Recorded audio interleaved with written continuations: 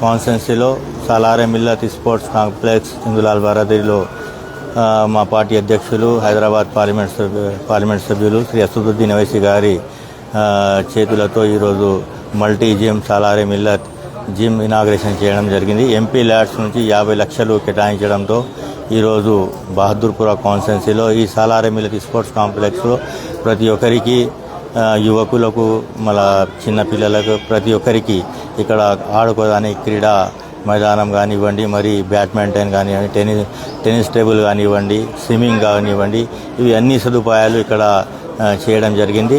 అదేవిధంగా ఈరోజు 50 లక్షల వ్యయంతో సాలారే మిల్లత్ జిమ్ని మా పార్టీ అధ్యక్షులు అసదుద్దీన్ ఓవైసీ గారు ప్రారంభించారు. వారికి నేను ప్రత్యేకంగా కృతజ్ఞతలు తెలుపుకుంటూ మా ఇక్కడికి విచ్చేసినటువంటి జిహెచ్ఎంసీ అధికారులకు, వాటర్ వర్క్స్ అధికారులకు, ఎలక్ట్రిసిటీ డిపార్ట్మెంట్ అధికారులకు, మా పార్టీ కార్పొరేటర్స్కి, మరి మా పార్టీ కార్యకర్తలకి ప్రతి ఒక్కరికి నా తరఫు నుండి, మా పార్టీ తరఫు నుండి ధన్యవాదాలు తెలుపుకుంటున్నాను. జై హింద్, జై తెలంగాణ. ఇక్కడ పొద్దుగాల 10 గంటల నుండి రాత్రికి